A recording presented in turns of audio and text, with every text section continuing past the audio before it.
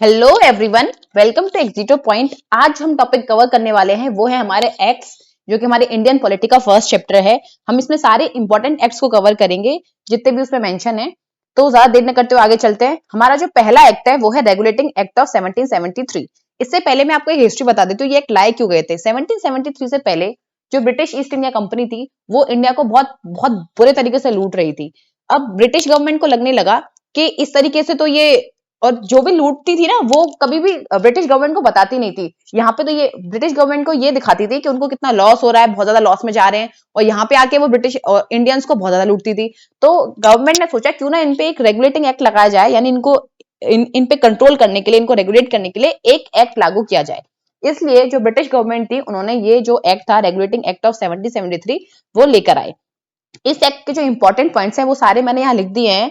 ये सारे पॉइंट्स बहुत ज्यादा इंपॉर्टेंट हैं, एग्जाम्स में इनमें से कोई भी पॉइंट पूछा जा सकता है। जैसे कि मैं बात करूं, जो पहला पॉइंट है वो है गवर्नर ऑफ बंगाल के लेकर। यानी अगर हम देखें तो हमारी 3 मेजर प्रेसिडेंसीज थी, जिसमें एक थी हमारी मद्रास प्रेसिडेंसी, दूसरी थी हमारी बॉम्बे प्रेसिडेंसी, और तीसरी थी हमारी ये बंगाल प्रेसिडेंसी। अब इसमें यह था कि जो गवर्नर ऑफ बंगाल था उसको थोड़ी ज्यादा पावर दे दी गई और उसको गवर्नर जनरल ऑफ बंगाल बना दिया गया। यानी अब अगर हम इन तीनों प्रेसिडेंसीज में से देखें तो इन तीनों प्रेसिडेंसीज में से सबसे ज्यादा स्ट्रॉन्ग जो प्रेसिडेंसी हो गई थी वो थी हमारी बंगाल, क्योंकि बंगाल के जो गवर्नर थे उनको ज्यादा पावर दे दी गई थी। और जो पहले गवर्नर जनरल ऑफ बंगाल बने वो थे वॉरेन हेस्टिंग, जैसे कि आप यहाँ देख सकते हैं। अगला जो पॉइंट है इससे रिलेटेड वो है, इस एक्ट के थ्रू एक एग्जीक्यूटिव काउंसिल बनाई गई थी, वो भी 4 मेंबर्स की। तो एक एग्जीक्यूटिव काउंसिल बनाई 4 मेंबर्स की, ताकि वो असिस्ट कर सकें किसको, हमारे गवर्नर जनरल ऑफ बंगाल को। इसमें ये मिलिट्री पावर्स में, मिलिट्री को लेकर, नॉन मिलिट्री डिसीजंस को लेकर वो असिस्ट करते थे। अगला था, इसी एक्ट के तहत हमारे यहाँ पहली बार सुप्रीम कोर्ट की स्टेब्लिशमेंट की गई। वो भी कहां पे की गई, फोर्ट विलियम इन कैलकाटा। वो भी कौन सी ईयर में गई, 1774 ईयर में, 1774 ईयर में की गई थी। इसके जो हमारे फर्स्ट सीजीआई थे यानी चीफ जस्टिस थे वो थे एलिजा एम्पे। इस एक्ट में और क्या इंपॉर्टेंट पॉइंट है वो है कि ये एक्ट हमें रोकता था, किससे प्रोहिबिट करता था, servant of company from engaging private trade. यानी जैसे कि मैंने अभी आपको बताया कि यहाँ पे जितने भी ब्रिटिश ईस्ट इंडिया कंपनी के लोग थे वो खुद तो खूब सारे पैसे कमाते थे, पर लेकिन वहां पे जाके जो ब्रिटिश गवर्नमेंट थी उसको दिखाते थे कि वो लोग लॉस में चल रहे हैं। तो इनको पता था, ब्रिटिश गवर्नमेंट को भी पता था कि ये पैसे वहां पे एज अ ब्राइब और गिफ्ट के तहत बहुत सारे पैसे वहां से लूटते हैं। इसलिए उन्होंने क्या किया, ये लोग ऐसा ना कर पाए, इसलिए उन्होंने साफ साफ मना कर दिया कि कोई भी सर्वेंट जो है वो इंगेज नहीं होगा किसी भी प्राइवेट ट्रेड में, और ना ही कोई एक्सेप्ट करेगा गिफ्ट को, ना ही ब्राइब लेगा। अगर मैं अगला हमारा एक्ट देखूं तो वो था Pitt's India act. Pitt's India act के बहुत छोटे से इंपॉर्टेंट पॉइंट्स हैं, ये मैं आपको बता देती हूँ। पहली बार मतलब इन्होंने डिस्टिंग्विश किया कि हमारी जो कमर्शियल पावर है और पॉलिटिकल फंक्शन है, यानी जो हमारे कमर्शियल फंक्शंस होंगे और पॉलिटिकल फंक्शंस होंगे कंपनी के, वो दोनों सेपरेट कर दिए जाएंगे। इसलिए इन्होंने एक बोर्ड ऑफ कंट्रोल बनाया जो कि पॉलिटिकल मैटर्स को देखता था, और एक कोर्ट ऑफ डायरेक्टर बनाया जो कि हमारा कमर्शियल अफेयर्स को देखता था। यानी पहली बार कमर्शियल अफेयर्स को बनाने के लिए एक अलग बॉडी बना दी गई, और एक उसको पॉलिटिकल मैटर्स को कंट्रोल करने के लिए अलग बॉडी बना दी गई। इसका थर्ड पॉइंट है, it further extended commercial monopoly of the company for another 20 years. यानी हमें पता है कि जितनी भी ट्रेड करती थी, यानी जितना भी ट्रेड होता था वो सिर्फ एक ही कंपनी करती थी हमारे इंडिया में, वो थी ब्रिटिश ईस्ट इंडिया कंपनी। तो यानी जो उसकी मोनोपोली थी, इस एक्ट ने उसको कंटिन्यू रखा अगले 20 सालों के लिए। जो हमारा अगला एक्ट है वो है चार्टर एक्ट ऑफ 1813। ये बहुत ही इंपॉर्टेंट एक्ट है। इसमें जो सबसे मेजर इंपॉर्टेंट पॉइंट है वो ये दो हैं। यानी पहली बार इस एक्ट के तहत ही हमारी जो गवर्नमेंट है, यानी जो ब्रिटिश गवर्नमेंट है, उन्होंने 1 लाख रुपए साइन किए थे ताकि वो एजुकेशन पे उसको खर्च कर सके। यानी इस एक्ट के तहत गवर्नमेंट ने 1 लाख रुपए दिए एजुकेशन के लिए। और जो इसका दूसरा पॉइंट है, जो बहुत ही ज्यादा इंपॉर्टेंट पॉइंट है, वो है कि जो ब्रिटिश ईस्ट इंडिया कंपनी की जो मोनोपोली थी, जैसे कि मैंने आपको बताया ट्रेड को लेकर, उस ट्रेड को लेकर जो मोनोपोली थी वो इस एक्ट के तहत खत्म कर दी गई थी। एक्सेप्ट टी, यानी जो भी टी के साथ ट्रेड होता था वो, और जो भी चाइना के साथ ट्रेड होता था वो अभी भी सिर्फ कौन करेगा, ब्रिटिश ईस्ट इंडिया कंपनी करेगी। अगला जो एक्ट है हमारा वो है चार्टर एक्ट ऑफ 1833। अगर मैं इस एक्ट की बात करूं तो इसके जो मेजर पॉइंट्स हैं वो ये 3 हैं। मैंने आपको पहले बताया कि जो हमारा एक्ट ऑफ 1773 था, उस एक्ट में जो हमारा गवर्नर जनरल, जो सिर्फ गवर्नर ऑफ बंगाल था, उसको गवर्नर जनरल ऑफ बंगाल बना दिया गया था। लेकिन अब इस एक्ट के, यानी चार्टर एक्ट ऑफ 1833 के तहत उस गवर्नर जनरल ऑफ बंगाल को भी क्या बना दिया गया, गवर्नर जनरल ऑफ इंडिया बना दिया गया। यानी अब जो गवर्नर जनरल ऑफ बंगाल था, अब वो गवर्नर जनरल ऑफ इंडिया बन गया। और हमारा पहला गवर्नर जनरल ऑफ इंडिया कौन बने थे? वो थे विलियम बेंटिक, यानी Lord William Bentinck become the first governor general of India. जो थर्ड पॉइंट है उसका ये है, मैंने अभी बताया कि 1813 में सारी मोनोपोली ईस्ट इंडिया कंपनी खत्म हो चुकी थी, एक्सेप्ट ट्रेड विद चाइना और ट्रेड विद टी। और इस एक्ट में हमारी जो टी के साथ और जो चाइना के साथ ट्रेड था वो वाली मोनोपोली भी खत्म कर दी गई। अगला जो एक्ट है वो है चार्टर एक्ट ऑफ 1853। अगर मैं इस एक्ट में देखूं तो इस एक्ट में it separated the first time legislative and executive function of governor general council. यानी पहली बार इस एक्ट के तहत जितने भी लेजिस्लेटिव फंक्शन थे और हमारे एग्जीक्यूटिव फंक्शन थे उनको सेपरेट कर दिया गया। It establish a separate Indian legislature council for law making. इन्होंने पहली बार एक सेपरेट इंडियन लेजिस्लेटिव काउंसिल बनाई ताकि वो लॉ बना सके। और it introduce an open competition system for selection of recruitment of civil servant. यानी आज हम यूपीएससी का एग्जाम देखते हैं उसकी स्टैब्लिशमेंट यहीं से हुई थी, चार्टर एक्ट ऑफ 1853 से। इन्होंने पहली बार एक ओपन कंपटीशन सिस्टम किया, क्योंकि पहले ओपन कंपटीशन नहीं था। पहले सिर्फ इस एग्जाम को सिर्फ वही दे सकते थे जो वहां ब्रिटिश के यानी ब्रिटेन के थे, लेकिन अब ये ओपन कर दिया गया था इंडियंस के लिए भी। पर हमें जाना पड़ता था वहीं पे, कहाँ पे? ब्रिटेन में जाना पड़ता था, यानी लंदन में जाकर ही हमें इस एग्जाम को देना पड़ता था। जो हमारा अगला एक्ट है वो है गवर्नमेंट ऑफ इंडिया एक्ट 1853। अगर मैं इस एक्ट को देखूं तो यहाँ पे जैसे मैंने यहाँ पे मेंशन किया है कि act passed under the British crown. यानी इससे पहले जितने भी एक्ट पास हो रहे थे वो सारे ब्रिटिश क्राउन के अंडर नहीं हो रहे थे, क्योंकि हमें पता है कि 1857 में हमारा फर्स्ट वॉर ऑफ इंडिपेंडेंस हुआ था, यानी जिसको हम सिपाही म्यूटिनी भी बोलते हैं। तो उस वॉर से पहले जितने भी एक्ट आते थे वो ब्रिटिश ईस्ट इंडिया कंपनी के नाम पे आते थे। बट वॉर के बाद ब्रिटिश गवर्नमेंट ने बोला कि अब जो भी काम होगा वो ब्रिटिश ईस्ट इंडिया कंपनी के नाम से नहीं होगा, वो सारा काम ब्रिटिश क्राउन के यानी ब्रिटिश गवर्नमेंट के नाम से होगा। इसलिए उसके बाद जितने भी एक्ट आए वो सारे ब्रिटिश क्राउन के अंडर आए। यानी जो हमारा पहला एक्ट था वो था गवर्नमेंट ऑफ मतलब जो ब्रिटिश क्राउन के अंडर में जो पहला एक्ट था वो था गवर्नमेंट ऑफ इंडिया एक्ट 1858। अगर मैं इस एक्ट की बात करूं तो it is also known as यानी इसको हम और क्या बोलते हैं? The good government of India act. इसको हम good government of India act भी बोलते हैं। इसने क्या किया? It abolished the East India Company and transferred the power of government, territory and revenue to the British Crown। यानी अब तक जो ब्रिटिश ईस्ट इंडिया कंपनी राज कर रही थी इंडिया पे, उसकी सारे जो पावर थी उसको खत्म कर दिया गया और सारी पावर को किसको ट्रांसफर कर दिया गया? ब्रिटिश क्राउन को। और क्या है इसने क्या किया? जो डेजिग्नेशन मैंने अभी आपको बताया था गवर्नर जनरल ऑफ इंडिया जो बनाए गए थे हमारे पहले, जो कि कौन थे? विलियम बेंटिक थे। उसका भी डेजिग्नेशन चेंज कर दिया गया, यानी उस पोस्ट का नाम भी फिर से चेंज कर दिया गया। अब उसका नाम हो गया वायसरॉय ऑफ इंडिया, यानी उसको हम वायसरॉय बोलने लगे। और जो पहले वायसरॉय बने थे वो थे हमारे लॉर्ड कैनिंग। ये जो फर्स्ट हैं सारे, ये वनडे एग्जाम से बहुत इंपॉर्टेंट होते हैं, ये बहुत ज्यादा पूछे जाते हैं कि पहले वायसरॉय कौन थे, पहले गवर्नर जनरल कौन थे, पहले गवर्नर जनरल ऑफ इंडिया कौन थे। तो प्लीज आप इसको बहुत ध्यान से पढ़ना। इसका जो अगला पॉइंट है वो है it ended the system of double government. यानी अभी हमने देखी थी ना जिसमें बोर्ड ऑफ कंट्रोल थे, बोर्ड ऑफ डायरेक्टर्स थे। यानी बोर्ड ऑफ कंट्रोल हमारे कमर्शियल अफेयर्स को देखते थे, ये कोर्ट ऑफ डायरेक्टर्स हमारे पॉलिटिकल अफेयर्स को देखते थे। तो अब उनका जो काम था यानी उस वाला सिस्टम ही इन्होंने हटा दिया गया।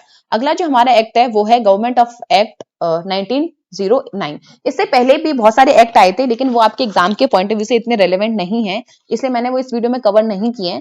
इसमें मैंने सिर्फ वही जो एक्ट किए कवर किए जो आपके एग्जाम के पॉइंट ऑफ व्यू से इंपॉर्टेंट है। अगर मैं इस एक्ट को देखूं तो इस एक्ट को और क्या बोलते हैं? हम इस एक्ट को मॉडले मिंटो रिफॉर्म से बोलते हैं। ये बहुत बार कई एग्जाम्स में पूछा जा चुका है कि गवर्नमेंट ऑफ इंडिया एक्ट 1909 का दूसरा नाम क्या है। तो यानी जो गवर्नमेंट ऑफ इंडिया एक्ट 1909 का जो दूसरा नाम है वो है मॉडले मिंटो रिफॉर्म।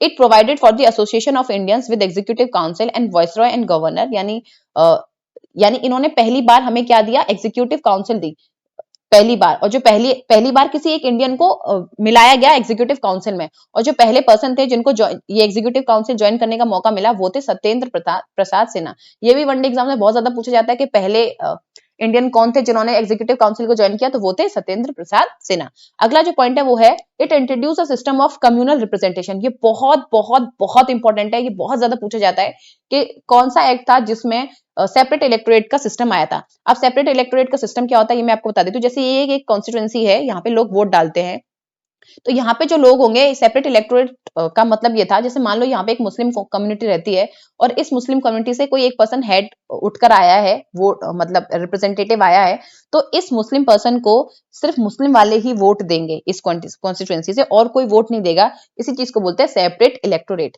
यानी फर्स्ट टाइम जो कम्युनल रिप्रेजेंटेशन दिया गया मुस्लिम्स को, मतलब यानी सेपरेट इलेक्टोरेट दिया गया फॉर मुस्लिम, ये कौन से एक्ट में दिया गया था? 1909 में। इसका अगला पॉइंट है, it increases the size of legislative council from 16 to 60। यानी जो लेजिस्लेटिव काउंसिल का जो साइज था 16, अब उसको इंक्रीज करके कितना कर दिया गया? 60 कर दिया गया। हमारा जो नेक्स्ट एक्ट है वो है गवर्नमेंट ऑफ इंडिया एक्ट 1919। अगर मैं इसकी बात करूं, जैसे 1909 वाले एक्ट को हम मॉर्ले मिंटो रिफॉर्म बोलते हैं, ऐसे 1919 वाले एक्ट को हम मॉन्टेग्यू चेम्सफोर्ड रिफॉर्म्स भी बोलते हैं। ये भी बहुत इंपॉर्टेंट है, बहुत सारे एग्जाम्स में कई बार पूछा जा चुका है, सीडीएस में भी कई बार पूछा जा चुका है। इसका जो फर्स्ट पॉइंट है वो है, it introduce for the first time bicameralism and direct election in the country. यानी इन्होंने पहली बार प्रोविंस में डायरकी लेकर आए और बायकैमरलिज्म लेकर आए सेंटर में। दूसरा है, it extended the principle of communal representative. जैसे कि मैंने अभी आपको बताया था कि 1909 में मुस्लिम लोगों को एक सेपरेट इलेक्टोरेट मिल गया था, यानी उसमें मुस्लिम ही खड़ा होता था, मुस्लिम पर्सन ही उसे वोट डालते थे। तो ये और एक्सटेंड कर दिया गया, यानी अब सिर्फ मुस्लिम ही नहीं, एक सेपरेट इलेक्टोरेट सिख्स के लिए बना दिया गया, क्रिश्चियंस के लिए बना दिया गया, एंग्लो इंडियंस के लिए भी बना दिया गया, और यूरोपियंस के लिए भी एक सेपरेट इलेक्टोरेट का सिस्टम दे दिया गया। इसका अगला पॉइंट है, it provided for the establishment of public service commission, hence a central public service commission was set up in 1926 for recruitment civil servant. जैसे कि मैंने आपको बताया था कि हमारे यहाँ पहली बार यूपीएससी जैसा सिस्टम कब आया था? अभी जो मैंने आपको एक्ट बताया उसमें। लेकिन उस टाइम पे क्या था कि एक अगर किसी पर्सन को कोई एग्जाम देना है तो उस पर्सन को जाना पड़ता था लंदन, वहां पे जाके उसको एग्जाम देना पड़ता था। अब ये सिस्टम यानी 1919 में क्या हो गया कि ये जो सिस्टम था ये पूरा अब इंडिया में आ गया, और इंडिया में ही ये एग्जाम कंडक्ट कराया जाने लगा, यानी सिविल सर्वेंट का एग्जाम इंडिया में होने लगा। अब कोई भी अगर इंडियन ये एग्जाम देना चाहता था तो उसे लंदन नहीं जाना पड़ता था। हमारा अगला जो एक्ट है वो है गवर्नमेंट ऑफ इंडिया एक्ट 1935। ये अभी हमारी इस वीडियो का एक लास्ट एक्ट है जो बहुत बहुत बहुत ज्यादा इंपॉर्टेंट है। अगर हम अपना आज का कॉन्स्टिट्यूशन देखें, यानी हमारा जो आज का कॉन्स्टिट्यूशन है वो इसी पर बेस्ड है, यानी इसके काफी फीचर्स हमने अपने कॉन्स्टिट्यूशन में मिला लिए। ये जो एक्ट है ये क्या करता है, ये आज जो हम तीन लिस्ट पढ़ते हैं अपनी तीनों लिस्ट, वो तीनों लिस्ट यहीं से ली गई है एक तरीके से। जो आज हमारी सेंट्रल लिस्ट है, स्टेट लिस्ट है और हमारी कॉन्करेंट लिस्ट है, ये सारी लिस्ट जो है वो इससे डिराइव है। जैसे यहाँ पहला पॉइंट दे सकते हैं, the act divided the power between centre and unit in terms of three list. यानी जैसे फेडरल लिस्ट, आज जो हमारी सेंट्रल लिस्ट है वो उस टाइम पे फेडरल लिस्ट थी, प्रोविंस लिस्ट यानी स्टेट लिस्ट, और कंकरेंट लिस्ट जिसमें दोनों के सब्जेक्ट्स मेंशन होते हैं। और जो भी रेसिडुअरी पावर थी वो हमने वॉइसरॉय को दी थी, यानी इस एक्ट के तहत उन्होंने वॉइसरॉय को गिवन की थी। और आज जो रेसिडुअरी पावर है वो हमारी पार्लियामेंट के पास होती है। इन्होंने क्या किया, जो डायरकी थी प्रोविंस में उसको खत्म कर दिया, अबॉलिश कर दिया, और प्रोविंशियल ऑटोनॉमी लागू कर दी। ऐसे ही जो हमारी बाइकैमरलिज्म सेंटर में थी, इन्होंने इस एक्ट ने इस बाइकैमरलिज्म जो सेंटर में थी उसको भी अबॉलिश कर दिया। It provided the dyarchy at the centre, यानी आज जो हमारे यहाँ डायरकी वाला सिस्टम है, यानी लोकसभा एंड राज्यसभा वाला सिस्टम है, वो वाला सिस्टम यहीं से आया। इसने सेंटर में डायरकी प्रोवाइड की, और जो बाइकैमरलिज्म था वो प्रोविंस में प्रोवाइड किया। बाइकैमरलिज्म मीन जैसे ये हमारा है legislative assembly and legislative council वाला सिस्टम, ये हमारा फिर उन्होंने प्रोविंस में लागू कर दिया। It provided for the establishment of federal court, यानी हमारे यहाँ फेडरल कोर्ट का जो एस्टेब्लिशमेंट था वो हमारा इसी एक्ट के तहत आया था। और जो पहला फेडरल कोर्ट था वो कब एस्टेब्लिश किया गया? 1937 में। It further extended the principle of communal representation, यानी जो अभी हमने पढ़ा था कम्युनल रिप्रेजेंटेशन, यानी जो 1909 में सिर्फ मुस्लिम के लिए आया था, फिर 1919 में हमारे बाकी सिख्स और एंग्लो इंडियंस इन सब के लिए आया था, और 1935 में वो और एक्सटेंड कर दिया गया, और जो हमारे शेड्यूल्ड कास्ट और शेड्यूल्ड ट्राइब वाले थे उनको भी कम्युनल रिप्रेजेंटेशन दे दिया गया।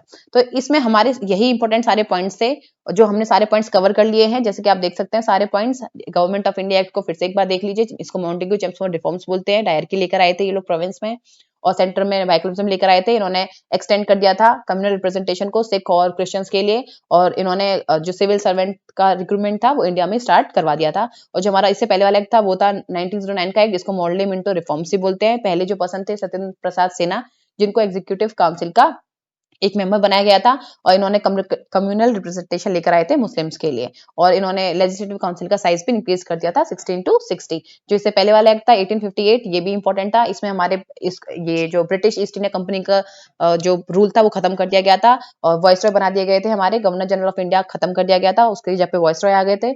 और इससे पहले वाला था हमारा 1853 का एक्ट, इसमें लेजिस्लेटिव एग्जीक्यूटिव फंक्शंस बताए गए थे, अबॉलिश कर दिया था इन्होंने। इन्होंने एस्टेब्लिशमेंट किया था separate Indian legislative council for law making. और इससे पहले भी आप ये वाला लॉ देख सकते हैं 1833 वाला, ये सारे अभी हमने कवर कर लिए हैं। और 1813 का ये भी फिर से देख लीजिए, और पिट्स इंडिया एक्ट और हमारा रेगुलेटिंग एक्ट ऑफ 1773, सारे हमारे इंपॉर्टेंट एक्ट से हमने सारे इंपॉर्टेंट एक्ट कवर कर लिए हैं। आप वीडियो को फिर से एक बार देख सकते हैं अगर आपको समझ में नहीं आए। और अगर फिर भी कोई डाउट होता है तो आप मुझे वीडियो के नीचे यानी जो भी कमेंट सेक्शन है आप उसको उसमें मुझे आप बता सकते हैं अगर आपको कोई डाउट है। और अगर आपको किसी और टॉपिक पे भी वीडियो चाहिए तो आप मुझे बताइए प्लीज, मैं आपको उस टॉपिक पे वीडियो प्रोवाइड करवा दूंगी। Thank you for watching this video. Please channel को सब्सक्राइब कर दें और वीडियो को लाइक कर दें।